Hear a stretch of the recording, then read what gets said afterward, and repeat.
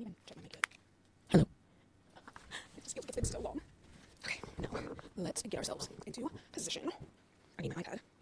This is key. And I think we're basically almost ready to go. I just wanted to get the microphone, test it out, do all the things. I am gonna pop it in a sober city. That's what we call it on it. Oh, trying to break a nail.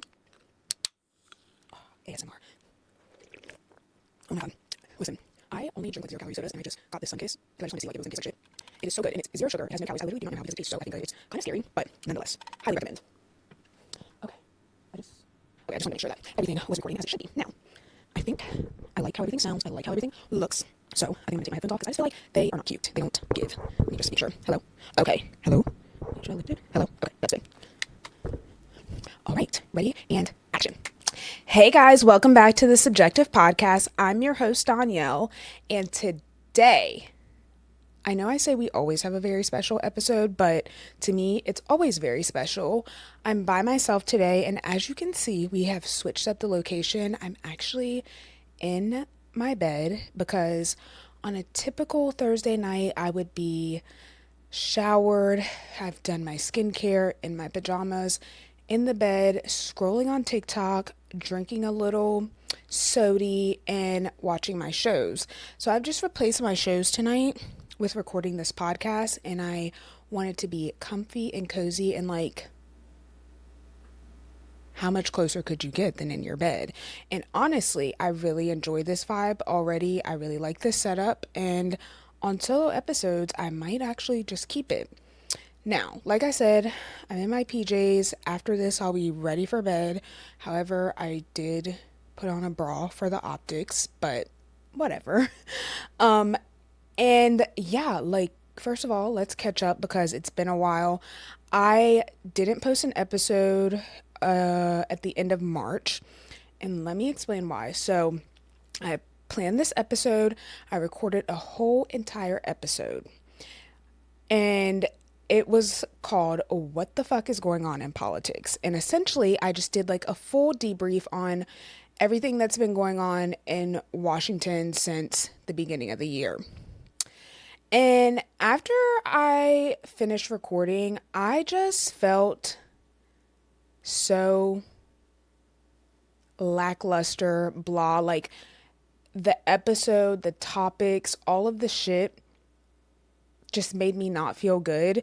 And I didn't feel good about the episode. And I just felt like there was so much negativity in that episode because when you're talking about what's going on in politics, like, how could it not be negativity? But also, I'm very passionate, so I was getting all worked up. And then afterwards, I just felt drained. And I was like, okay, well, I was telling myself this is the last like political episode I'm going to do because I'm just tired of talking about it and there's just nothing good to say. And although I don't mind speaking on topics, like, I just don't want to talk about negative shit all the time.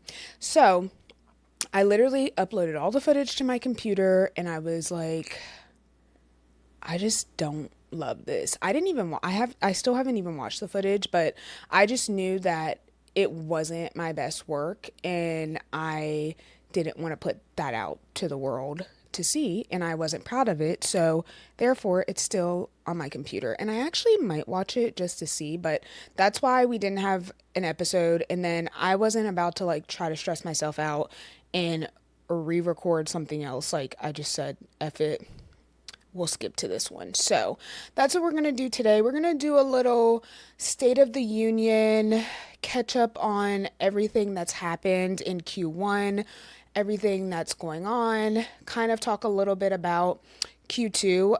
I did this at the end of Q4 and you guys seem to really like that episode, probably because I end up telling you guys all of my business. So that's what we're gonna do today.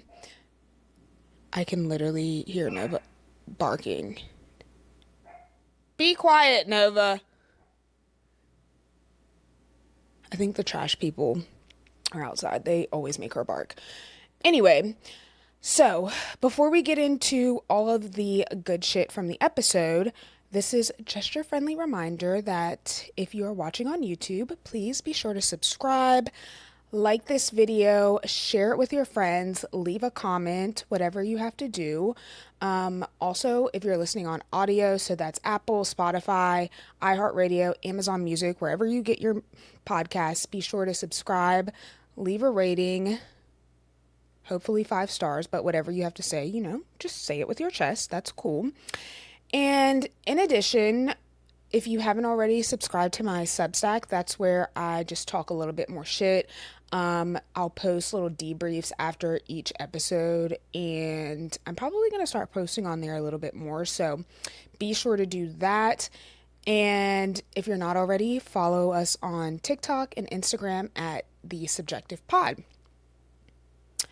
I think that covers everything. So let's get into all of the good stuff. So, first of all, how the fuck is it already Q2? How is it April? That's insane. A Q1 was quite a whirlwind. Honestly, that's probably a little bit dramatic, but I just feel like it went by extremely, extremely fast. And for me, Q1's always like a free trial. Like, it's just an opportunity to get myself back in the swing of things and prep for a new year. So that's essentially what I did. But there was a few things that happened that came up. So we're going to talk about them. You guys know me. I have me an outline because I have so much shit to say and I just don't want to forget anything. But we're not just going to talk about my life. I'm going to even talk about some things that I love this month. And then we're also going to talk about the podcast and do a little podcast wrapped from Q1. So I think that'll be fun. So I would say that I really kicked off this year. I had really strong intentions. I wanted to be more consistent in my life, my routines, all of the things. And I had really good intentions. And I will say I've worked towards it, but I didn't necessarily knock it out the park. Isn't that what people say? So it's been a little bit of a struggle, especially staying consistent. Now, I'm not trying to blame everything on my ADHD, although I do think it is a contributor, but I have just felt like I have no motivation. I have no get up and go. Like, I just don't feel like doing shit most of the time. And so that's been a struggle because I have to literally make myself do things. I even was feeling like bored in my home office. So I've been like working from my living room because I just don't feel like being in there. So I don't know what that's about, but whatever. I just be going with the flow. Last episode, well, the last like update for the quarter, I think I was talking about how I just couldn't figure out like a good workout that I've been enjoying. Well, update. I started going to Core Power. Y'all, let me explain something to you. So the majority of the time I go to Yoga Sculpt. I've tried the Core Power Yoga. I tried Hot Power Fusion, which both of those are more like yoga-y. And I don't really enjoy those. And then I also tried like the strength classes, which I really like those, but they're always at like 7 in the morning and I just don't usually want to work out that early.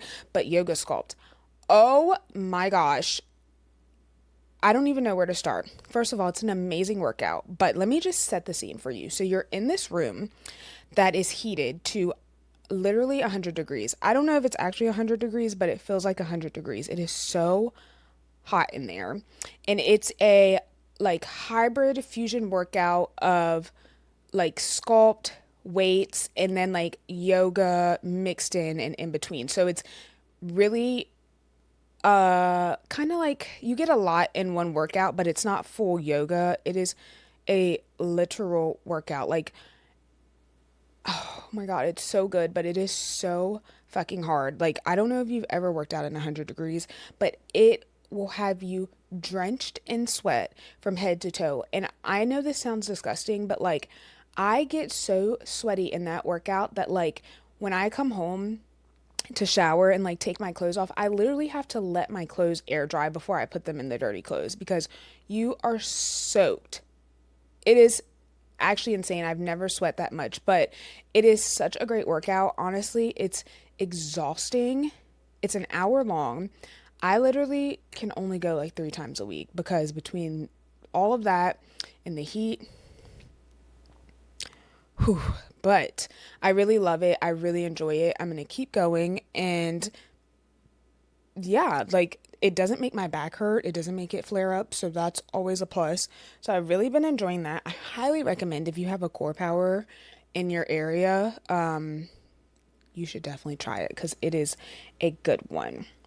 Now, I'm still obviously on my little health and fitness journey because I want to be a size 2T by the summer. And the summer is going to be here in 3 months. Actually, I'll say by my birthday, so June 30th, size 2T.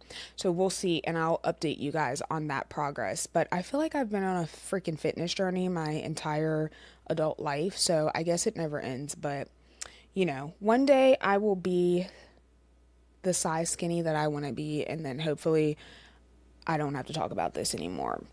Now, I will say, spiritually, emotionally, things have been up and down. Spiritually, I'm always working on my relationship with God and always trying to figure out how I can put God first, make him the center of my life.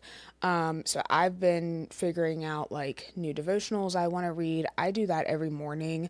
And then I also have been using the Bible Project to study the Bible a little bit more. And I got a new app. What is that app called? I used to just use like the Bible app. I've been using the Life Bible app and I really like it. It's very similar, but it has a little bit, a few different features, but I really do like it and I've been trying that out. So that's been good. Now let's go month to month and debrief. Now, I do not live a chaotic life like I used to, so there's not that much stuff that happens in a month. But in January, I went on a mother-daughter trip with my mom to Punta Cana, and that was really fun. And I was really proud because that was the first trip that I was able to pay for my mom and take her. Like we've been on trips together, but it wasn't me paying for the trip for both of us. So I was really proud of that. And it was essentially like her birthday trip, which her birthday's in December, but we just went a little bit later. And it was very relaxing. We rested. We spent so much time on the beach. I think my tan has gone away now, but I got such a good tan. And then in February, I was so overstimulated because I went to New York for work and that was like a quick trip, but it was literally right after I had came back from Punta Cana. And every time I go on work trips, like I get so overstimulated because I think I've already mentioned it here before, but like I work from home and I've worked from home for a really long time at this point, and I end up being in like a lot of meetings and on calls and stuff, but it is so much different in person and then in New York City. But one thing I will say is that I found such good sushi in New York, and I cannot remember the name of that place, but I have been on a sushi kick. So I was like determined, and I literally ordered that sushi every night to my hotel via DoorDash. So there was that. And then in March, what happened?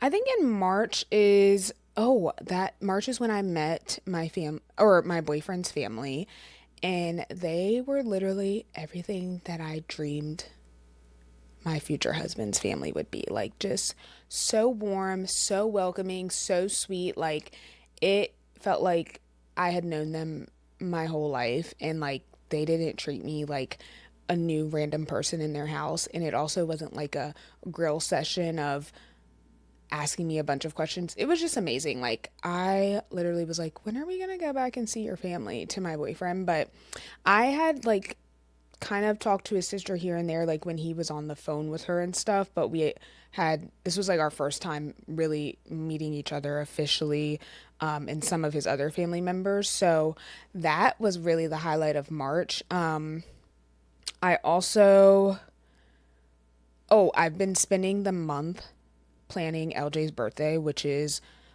in April. That's in not next week, but the week after that. So that has been enjoyable. We're going on a trip for his birthday. And then, other than that, I've just been trying to hold my life together. I'm in a little transition season of trying to figure out like what is it that I want to do next. I have been at my job now, I think for like 4 years, and I think I'm just ready for something new, different, exciting. So I've been back and forth thinking about that. Also just thinking about like what are the things that I can do to really make this podcast better.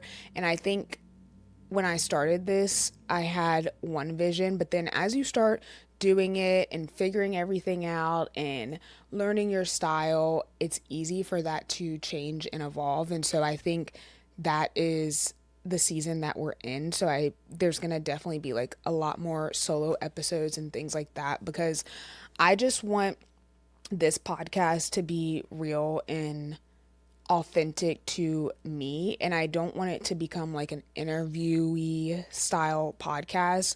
I just want it to be more about real life. So what that looks like is probably people that are going to be guests are going to be people that I know, my family, my friends, things like that, where we can talk about topics and just get into them without like having to do an interview. So you guys will probably see me trial and error some things, and we'll see how that goes. And then there's some other new stuff that I'm doing that I don't want to talk about yet, but I will eventually. And yeah, I feel like Q1 was very overwhelming. I've been feeling very overwhelmed just because I always feel like there's so much to do and so many things to get done. And then I just don't know where to start most of the time. Nova has also been stressing me out, which, if you guys don't know, Nova is my little pup. Obsessed with her, love her. But I realized that since I've had her, I usually will go home with her to my mom's, and then I'll leave her at my mom's for like a month so I can take a little break off. And I have not done that. I don't think I did it at all in 2024. And I think that's what the problem is, because Nova is extremely, extremely clingy. So she could easily get annoying.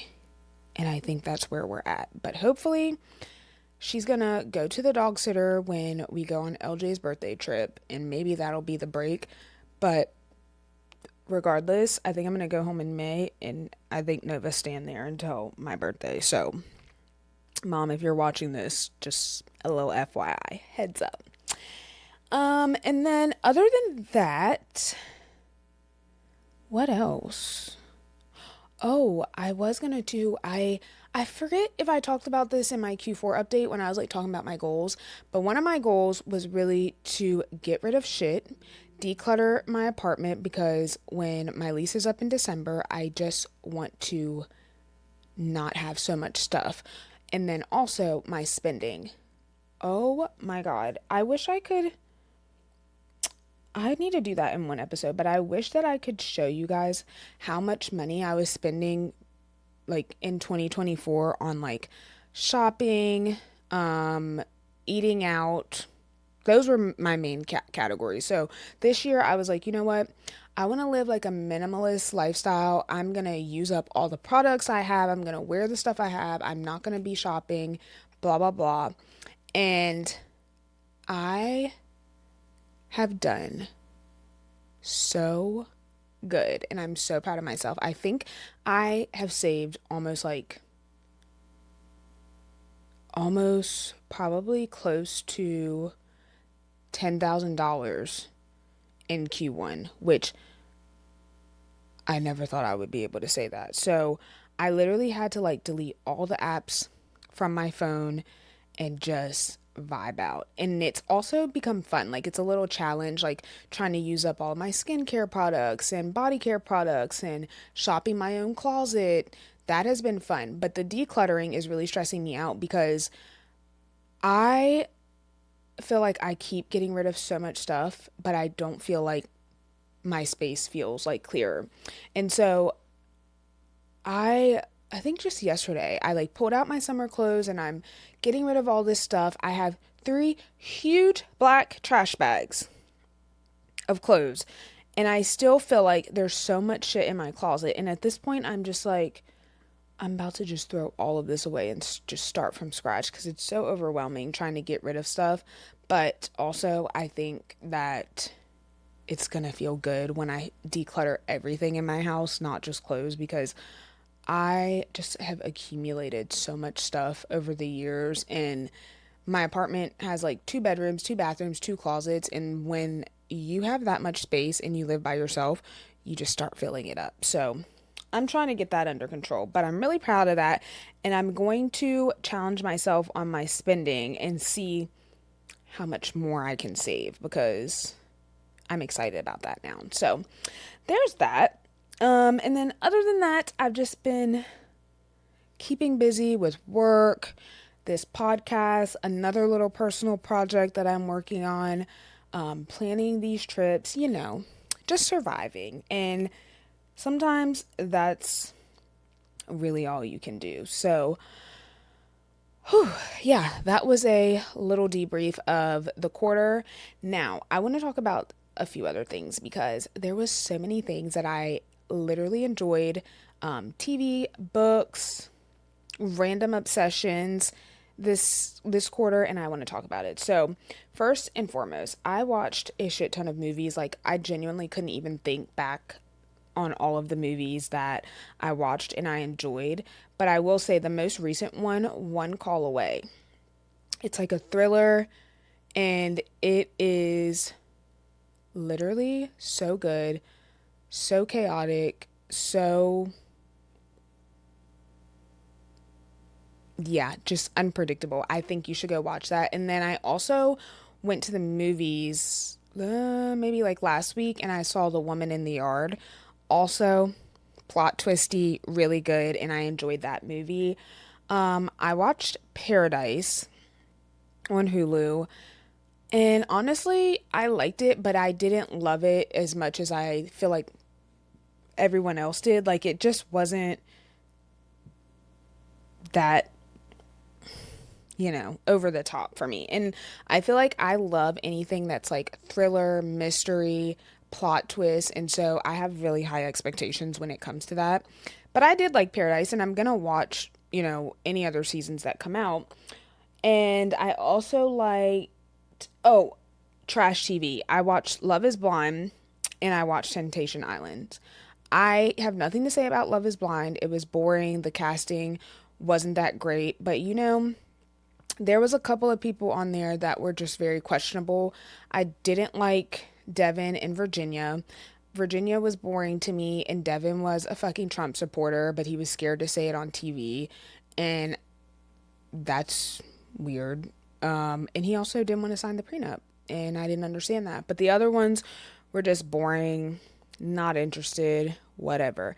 Now, Temptation Islands. First of all, that show is so messy. The whole concept is messy, and I love a little mess. But I will say, and honestly, at this point, I don't even remember these people's names.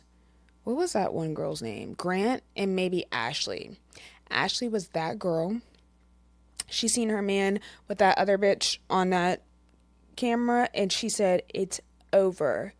And she went to get her lick back. But I feel like she should have got her lick back even more in a over the top way. Now, Breon and Shantae, girl. First of all, that man embarrassed that woman so bad on TV. I have never seen anything like it in my life. And for her ass to leave with that man, it could never be me. In my head, I'm thinking, girl, if you knew you were going to get back with him, you should have just left. No, not left with him for television and got back with him later, because that man sat on camera and said, "Oh, it's fine what I'm doing. I'm just going to apologize. She's going to forgive me and it's going to be okay." Sir, you clearly ain't shit, but that's fine. Now, let me tell you about the show that literally just did it for me. So, The Residents. Oh my gosh. It is like a whodunit murder mystery. And there's this really eccentric detective, and it's the lady. I forget what her name is, honestly. What is her name in real life? She's the lady who plays Crazy Eyes on Orange is the New Black. She is amazing. The whole show was amazing. The cast was amazing. The whole plot of it was amazing. But let me tell you what really added to it for me. If you watch this, and I have a very cinematic eye now because of my boyfriend, so I'm always watching like how the camera angles are and different things that they're doing with the video and the sound. Oh my gosh, the cinematography was so good. I was literally trying to Google who was behind the camera. It is so good. It's so captivating. And honestly, I was telling my boyfriend, like, if there was no talking, just the cameras, and you just seen the whole movie, it would still captivate me because that's how good the cinematography was. It was amazing on that alone. But the acting was incredible. Obviously, like the plot of a murder mystery isn't that groundbreaking, but it was all of the other elements that made it amazing. And honestly, I'm just like, oh my gosh, I wish that they would just do more seasons of it and have like different cases because it was so good. Obsessed.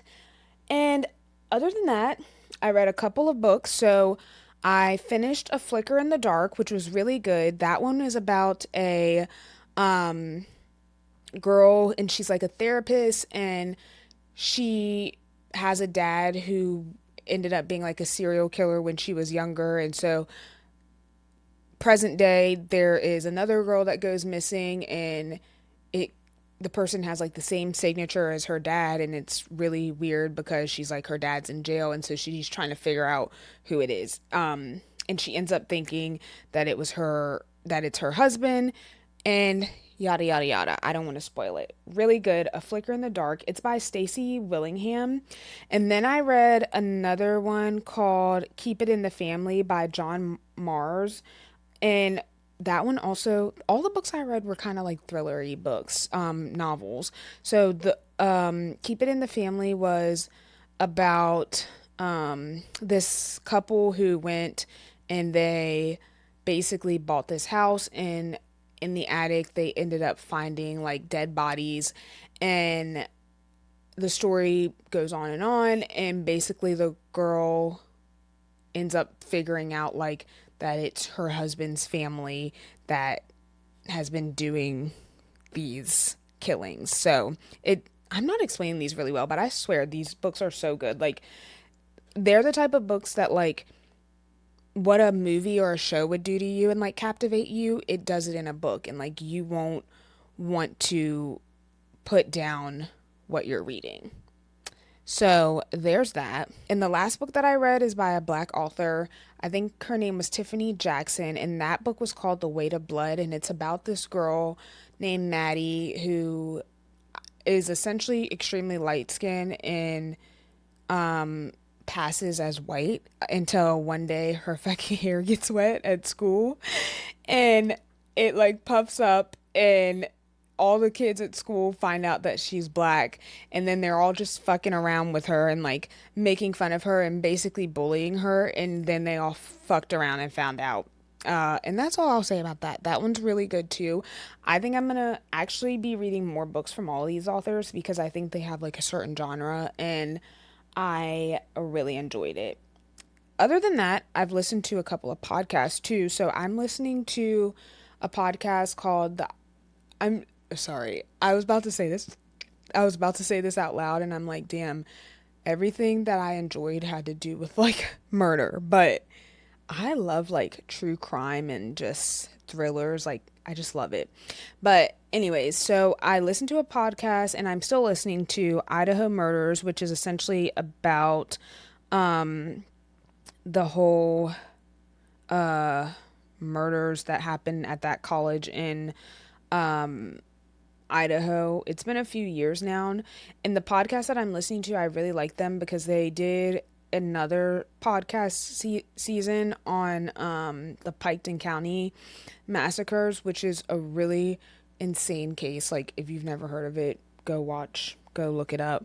I've also been listening to the Steve Harvey Morning Show, which I used to listen all the time and I just got back into it. It's just great to like listen to while you're doing other stuff, or in the shower. And then I feel like I've mentioned this before too, but for my little morning debrief of news, I listen to Start Here, and it's like 20 minutes by ABC, and it gives you just like a briefing of what the fuck's happening in the news. So, love that. Random shit. I already talked about the Sunkiss. There is a ginger ale, and I think it's called like Fruit Splash, and it's the 0 calorie one. Delicious. LJ put me onto that. I Oh my god, you know what I have been enjoying? A fucking hot dog. Oh my god. So first of all, I've always loved me a glizzy, okay? But let me tell you, I have just got back into them and rediscovered them because I ordered food from Shake Shack and I got a hot dog. And the actual insert, like the actual glizz that's inside the bun, was so fucking delicious that I literally went online so I could Google search what kind of hot dogs they use. They were so good, and they were like all beef and all natural. And so then I was like, well, I need to find me an all beef, all natural hot dog. And I found some at Publix. And oh my God, let me tell you. And then if you get those Martin's potato buns, you put that glizzy in the air fryer and get it a little crisp on the edges. You pick that glizzy up, you put it in your bun, specifically the Martin's potato bun, and then you put your bun with your glizz back in the air fryer for a couple minutes, let your bun toast a little, and you put one little slither of ketchup. Oh my gosh, so good. I have been loving a fucking hot dog. I want to eat a hot dog after this. Oh my God. Hot dogs are so underrated, and they have come a long way since we were boiling them. Now that we have air fryers, baby, get you a hot dog. And this is really random, but Princess by Kilian has been my signature fragrance. It's so good. And don't even ask me about describing the notes and stuff, because I don't know. I just know that it smells delicious, and everyone that smells me when I have it on loves it. So there's that. Now, I'm going to take a little sip of a drink because I have been talking, which actually makes me think I don't fucking understand how Cory Booker spoke for 25 hours, because baby, I am a certified yapper. I couldn't have done it. My throat would have started getting dry. My knees would have started to buckle. I know I would have had to use the bathroom. That man said he fasted and he dehydrated himself for that. My knees would have been weak. There were so many things that wouldn't have worked for me, but the talking for that long is actually crazy. And he was just so positive and jolly and nice. I would have been like, first of all, motherfuckers, now that I have the floor, I have something to say. He was nice, but that's neither here nor there.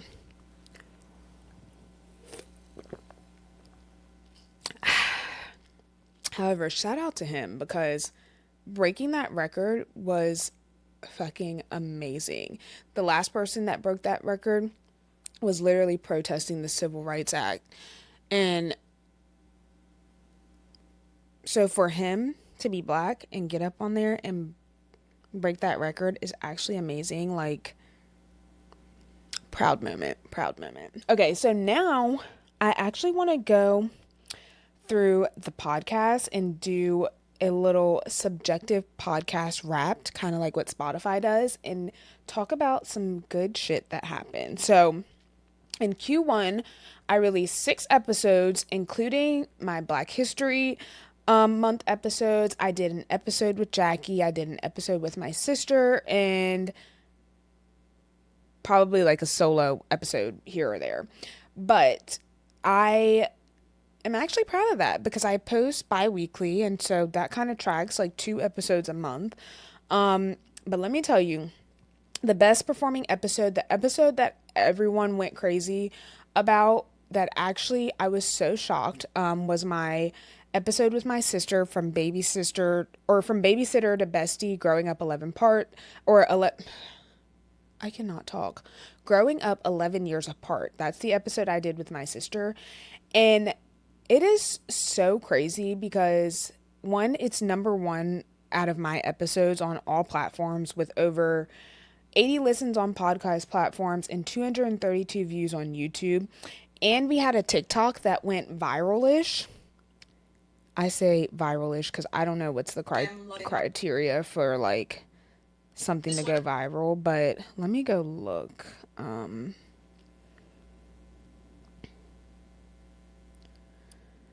Okay, so till this at this current point, the video has 16.1k views, 60 comments, 1,829 likes, and 174 comments.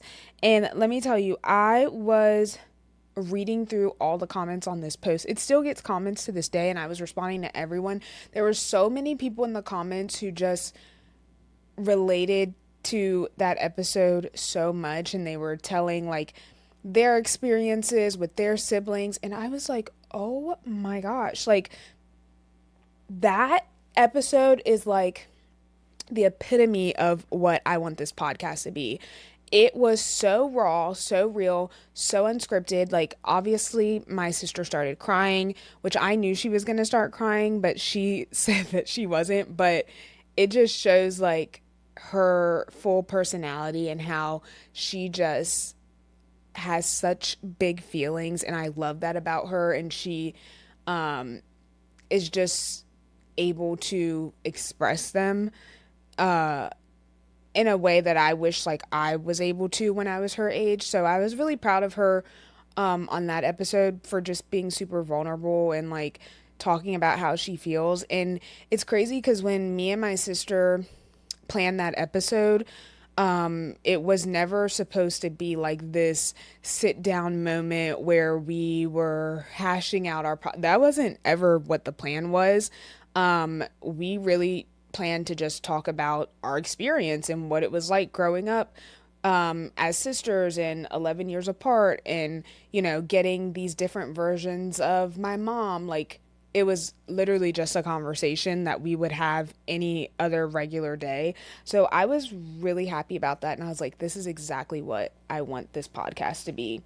But in close second to that video with 199 views on YouTube was my Q2 update that I did at the end of Q4, which is why I assumed that you guys like these videos. So I also wanted to talk about some demographics because these blew my mind. So our listeners from Subjective are tuning in from all over the world, which is insane, mind-blowing, crazy. So with 92% are from the US, and we have a growing audience in Canada, Germany, Australia, South Africa, the Netherlands, India, France, Sweden, Russia, Jamaica, DR, Liberia, the United Arab Emirates, Norway, and the UK, which the UK really surprised me because there was over like 309 views on YouTube that came from the UK, and I was like, I wonder if those are my fucking coworkers. I don't know. But there was like 60 views from South Africa, 112 from Germany, and I'm like, how are people finding me in these countries? But we also had statewide in the US, we had viewers from Maryland, North Carolina, Ohio, Florida, West Virginia, DC, Virginia, Illinois, New York, Wisconsin, Texas, Kentucky, Missouri, Oregon, California, Pennsylvania, South Carolina, Arizona, Arkansas, Massachusetts, and Michigan, which is insane. On podcast platforms, 85% of the listeners were female, 11% male. And on YouTube, it's actually 41% female and 59% male. So more men are watching on YouTube than women, which I was interested in that. Like, that was interesting. And the main ages are 28 to 34, but there's listeners across all ages, but that's like the main demographic. And then most of you guys are tuning in on YouTube, and one, that makes me happy because I take a lot of time on these videos and editing and doing the audio and all of that stuff. So I'm glad that people are watching. And in close second on Apple Podcasts, we have 57% of listeners. But also shout out to Spotify. 32% of you guys are on there. And honestly, all of you guys are helping my podcast grow. So I really appreciate that. Um, and it has been such a labor of love. Like, I think this podcast was like my dream. I wish I would have done it sooner because I always say this, like, I'm a certified yapper. Anyone that knows me knows I deserve to be on a mic. I should be on a mic.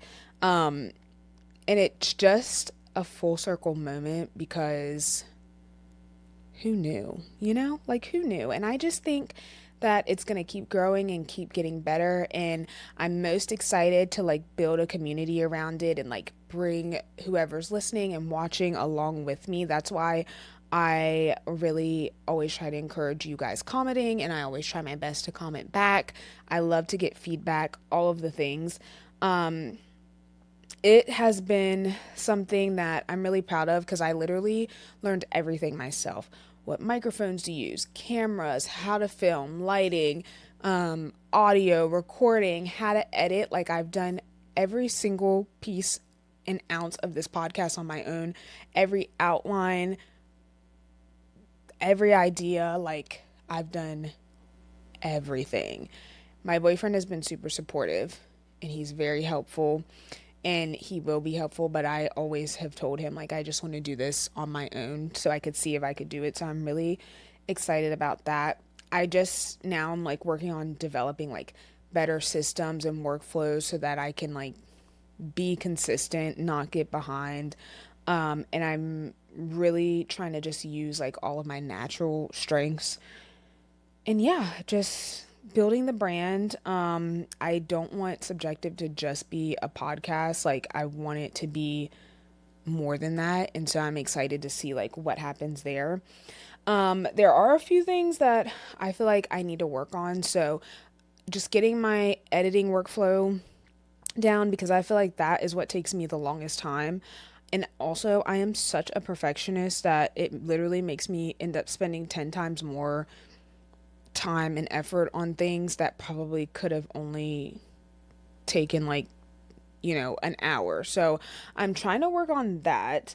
I'm trying to give myself grace. I want to try not to overcomplicate things. Like, I am also really bad at like over planning so much to the point that I don't actually do what the plan was.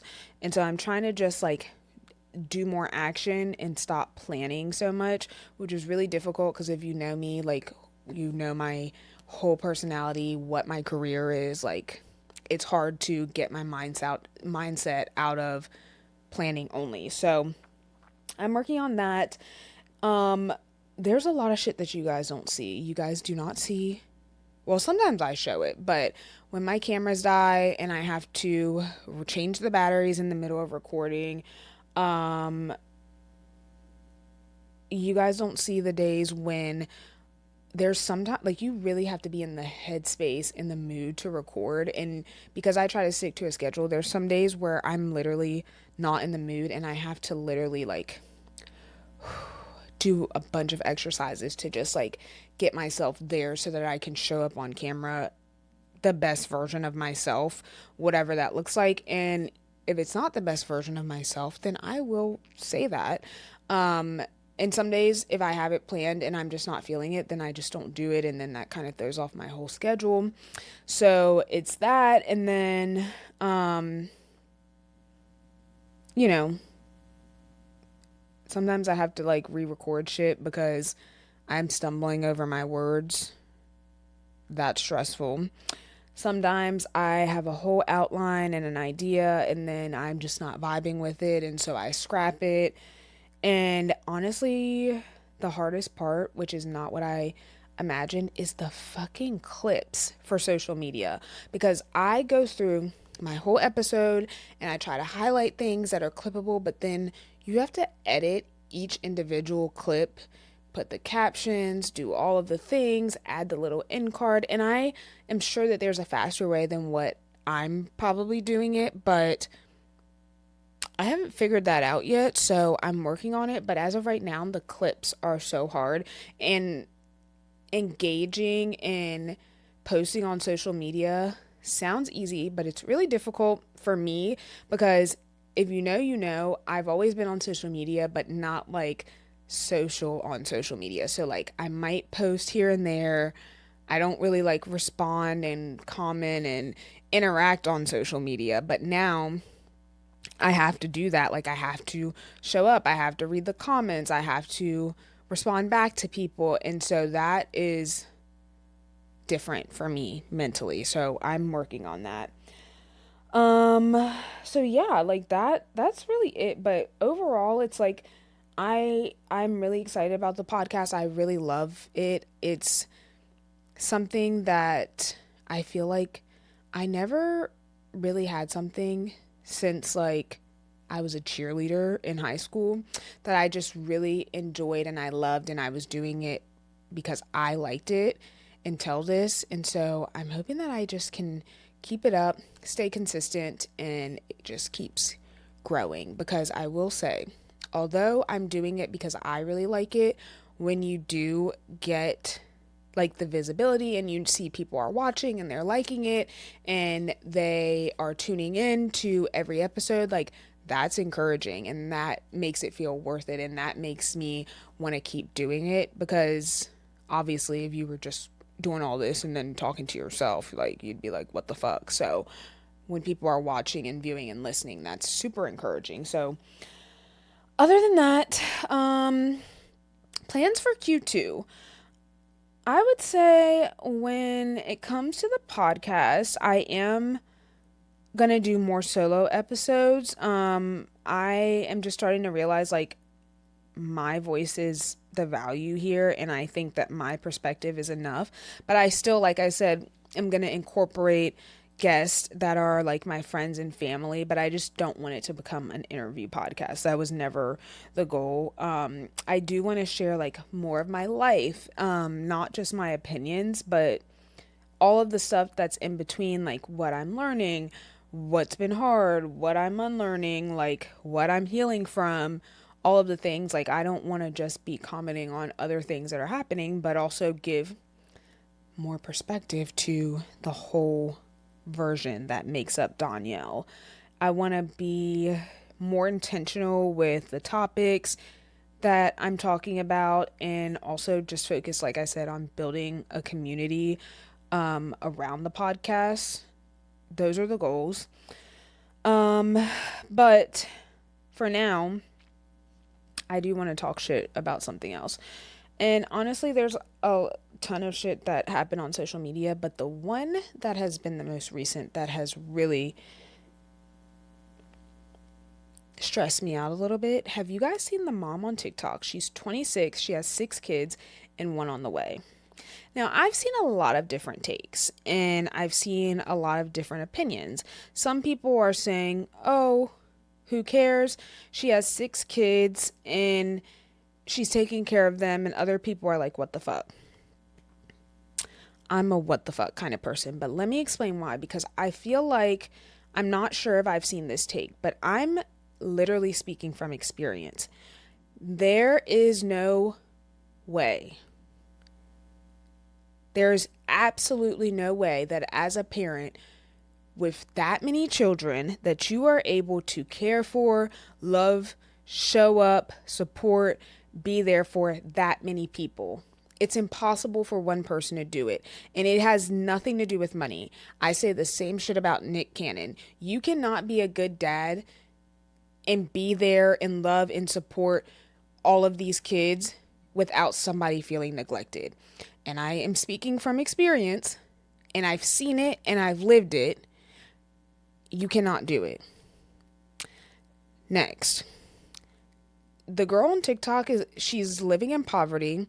She talks about how, she gets her government assistance, yada, yada, yada. I personally don't give a fuck who takes advantage of the government. Why would I care about who's taking advantage of the government. Have you seen what the fuck the government does? That's not the point. I just don't think it's responsible to bring that many people into the world when you're already in poverty and they have all these other siblings, so you're just making it worse. Like, you shouldn't want to bring your kids into poverty. Sometimes shit happens, but like, if you hear the way she talks, she's doesn't think there's anything wrong with what she's doing. And what I can't, and then she also said that, oh, she wanted to have 6 kids because she didn't feel loved. Okay, another thing, and again, these are me speculating. Her older children are gonna just end up being second parents that have to help her raise the kids, and that's not fair.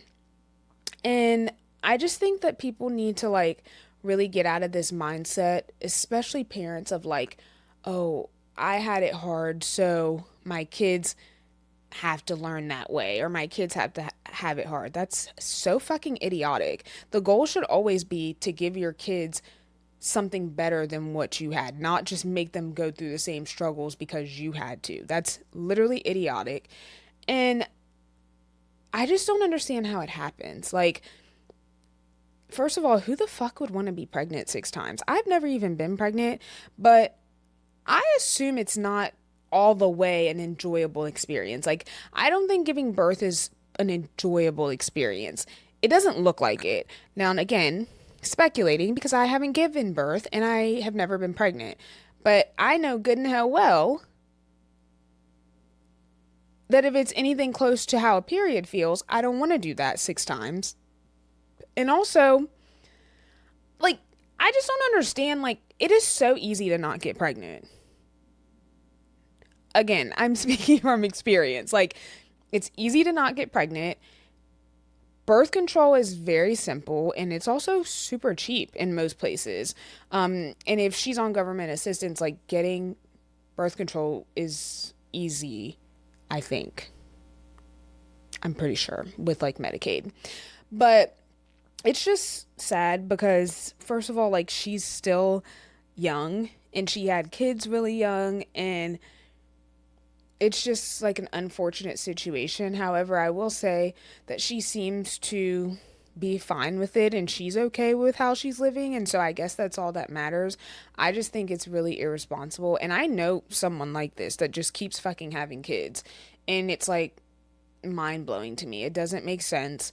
And I just think that when you're thinking about bringing kids into the world, you should think about it a little bit more. I don't think it should be a, on the fly thing, a random thing, an everyday thing, something that you just keep on doing. Like, there's too much going in the world and there's too much at risk when you have children that you just shouldn't fuck around and play games with it. Like, to bring a life into this world and be responsible for raising them and making them into, good humans that you can send out into the world to do things on their own is not something you should take lightly. And it's a really big responsibility. And you can't do that responsibility effectively for that many people. You can't spread yourself that thin. And that's all I have to say about that. Now, I don't know how long it's been, but I will say, going into Q2, I just want to really work on like a few things. One, I want to do better at giving myself more credit, giving myself a little bit more grace. I wanted to get better at getting back into my routines. I really thrive on structure. And the last thing, which I already said, is like I want to stop over planning and just action it. That's it. Like, I'm going to be 31 in June, which is, oh my God, insane, crazy. Anywho, by the time that you guys watch this, I will be in the DR again for LJ's birthday. And so I will share more about that once we go. And I'm just trying to make sure that I didn't miss anything.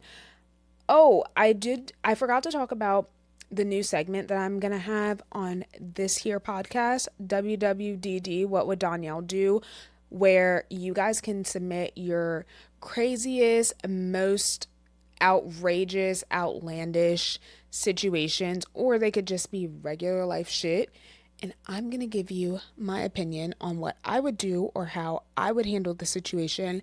Kind of like a advice but better situation from someone who cares. I'm going to keep it real. I'm going to keep it honest. I'm going to tell you like it is and tell you exactly how I would handle the situation. So, submit your scenarios, whatever shit you're going through. I'm going to leave that link in the bio. We do have a submission today that we're going to go through. So, I'm going to do that. This one's pretty good, I personally thought, but I'll let you guys kind of be the judge of that. Okay, hold on. Let me get another drink.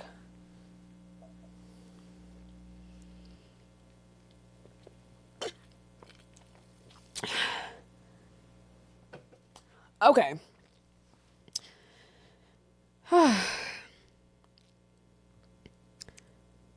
Here is what it says. It says, I grew up in a small town, very tight-knit, black, deeply rooted in tradition, and to be honest, a little struggling. My parents worked hard, but we were always one missed check away from losing everything. I didn't have much, but I did have a lot of ambition. From a young age, I told myself I was going to make it out, and I did. I got scholarships to college, I worked 2 jobs through grad school, and eventually I landed a 6-figure job in the city. I travel now, I drive a luxury car, I eat sushi. That's funny, I was talking about eating sushi. That doesn't come from a grocery store. I live a life I once only dreamed about. But ever since I got successful, things with my family have gotten weird. When I come home, they roll their eyes if I mention work. My sister jokes and says things like, oh, look, here comes the rich one. My uncle calls me Hollywood every time he sees me. And at Thanksgiving, when I brought a charcuterie board instead of Velveeta Rotel dip, my cousin said, oh, so you forgot about the struggle, huh? A charcuterie board sounds like a fucking bop to me. On Thanksgiving, you can just graze and pick stuff up off the charcuterie board. That's a good idea. Anyways, and the worst part is they say it like they're joking, but it really doesn't feel like a joke. It feels like they're throwing shade. They act like I've changed, like success rewrote who I am. But honestly, I did change. I healed. I grew up. I became a better version of myself. I created a life full of intention and soft joy because I didn't want to keep surviving. I really wanted to thrive. And now I feel stuck. If I show up as my full self, I feel judged. But if I dim my light to make them more comfortable, I feel like I'm betraying myself. I love my family deeply, but I'm tired of being made to feel like I'm the outsider for becoming everything that I prayed to be. How do I set boundaries without carrying all this guilt? Well, that's hard.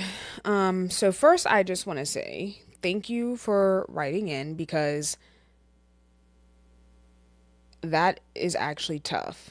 And I wouldn't say that I directly experience that same type of situation. I did like leave my hometown and go to college and move to a city, but I don't feel like anyone in my family makes me feel bad about it. Now, like people make comments here and there, and if they do say stuff, it's never directly towards me, but like my little sister will be like, my sister's rich, so I'm gonna go to her for the like things like that. Like it's very complimentary versus her throwing shade at me. And so I wouldn't say I've directly, experienced that, but I would say that a lot of times, like when you level up and you start to evolve past what people who are close to you have done, they sometimes will not be inspired but be a little bit jealous, or they'll say, "Oh, you think you're better than everyone else." And it's like, "No, I don't think I'm better than everyone else. You think I'm better than everyone else, and that's a you problem, not a me problem." That's where I would start. Now, I am a little bit more outspoken. So, what I just said is exactly what I would say if someone were to make a comment to me like that. And I don't think that success means that you forget where you come from. None of that. Like, when I think about that for myself, I'm like, I love my family and I love the life that I lived as a kid and where I came from, but the goal was always to make it out. That was the goal. It always has been the goal, and it was the goal for me from a very young age. So once I do that, that's what it is. Like, you worked for it, you sacrificed, you probably prayed, hustled, cried, went through all of these things. You shouldn't feel guilty for building a life that you want. And you would hope that the people that are in your family or that see that as an example. Like, that is for me what I always wanted it to be. I have a ton of siblings and a ton of people that I grew up with, and I never wanted them to look at me like, "Oh, she thinks she's better." I wanted them to look at me and be like, "Oh, if she did it, why the fuck could I not do it?" I want them to say, "Oh, I know someone who did X, Y, and Z," so then they come to me for advice or for questions or help with things that I've already done. That is how I would want it to be. I think for your family, you need to not like entertain their disrespect.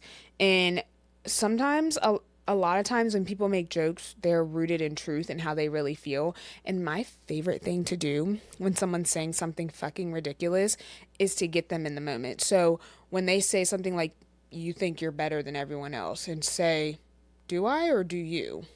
Ask them right then and there. Or when they say something like, "Oh, whatever, I don't know what the fuck the comments are. I I need to look back and see what the exact comments were, but you should ask them in the moment, say, "Could you explain that a little bit more? I'm not really understanding what you're saying." Because when you put people on the spot like that and they have to, go through their stupidity and say it out loud, they usually don't do well with that. So I would just say that you start there, and then if you are more comfortable, maybe having a conversation with them and saying like, "Hey, what you're doing is fucking shitty and you're making me feel bad, and if you want to live the life that I live, then I'd be happy to help you get there, but stop fucking being shady." There's that. And then in the meantime, you can kind of maybe figure out how to navigate, being around your family, and see if you need to be around a little less, or, they'll probably have something to say about that. But I think if you address the conversation instead of maybe like laughing with them or joking with them, like, it's not fucking funny. Okay? So set those boundaries, speak up for yourself in the moment, and tell them like, "Hey, I'd be happy to help you get here too, but if that's not what you want, then shut your fucking mouth." Okay? That's it. All right. Thank you for submitting. If you guys have any shit you want to talk about, you can submit that in the description. I'm going to get out of here because my cameras are probably going to die. So thank you guys so much for watching. I hope that you enjoyed this episode. And if you did, please like, comment, subscribe, share it with a friend, leave a comment, give me your feedback, your thoughts. I want to know what you guys did in Q1. What are you getting up to in Q2? And I think that's it. So I'll be back in the next episode. And I think that's it. I think I said that already, but whatever. Bye, guys.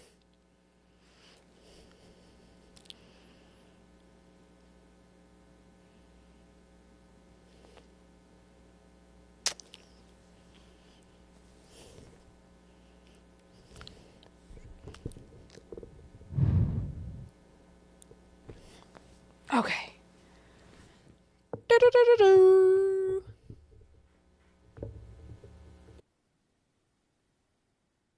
Like, people make comments here and there, and if they do say stuff, it's never directly towards me, but like my little sister will be like, my sister's rich, so I'm gonna go to her for the, like, things like that. Like, it's very complimentary versus her throwing shade at me.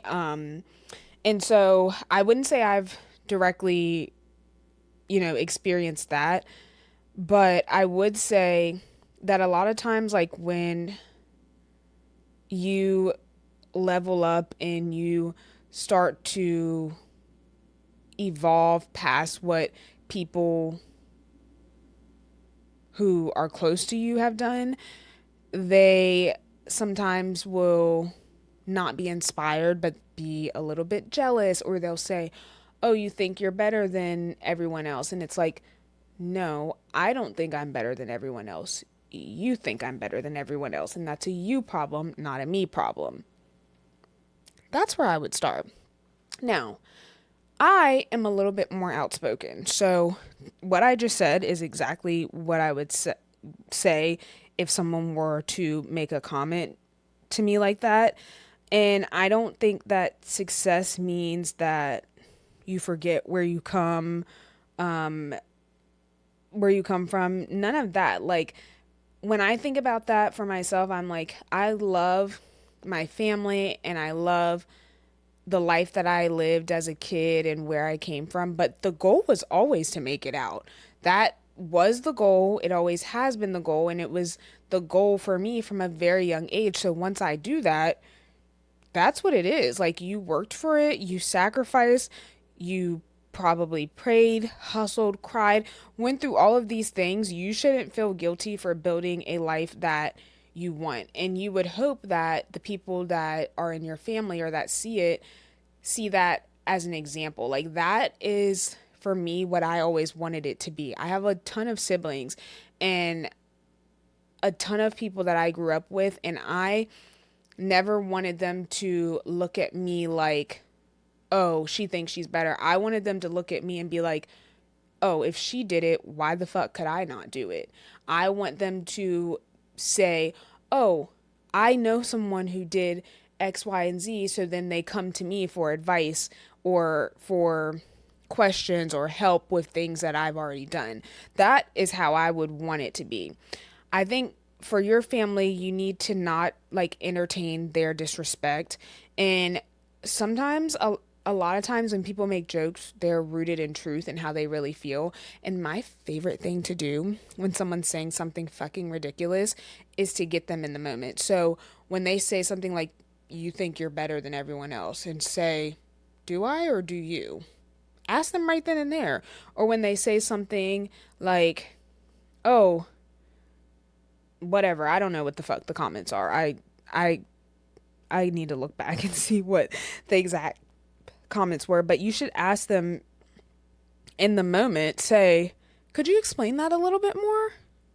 I'm not really understanding what you're saying." Because when you put people on the spot like that and they have to, go through their stupidity and say it out loud, they usually don't do well with that. So I would just say that you start there, and then if you are more comfortable, maybe having a conversation with them and saying like, "Hey, what you're doing is fucking shitty and you're making me feel bad, and if you want to live the life that I live, then I'd be happy to help you get there, but stop fucking being shady." There's that.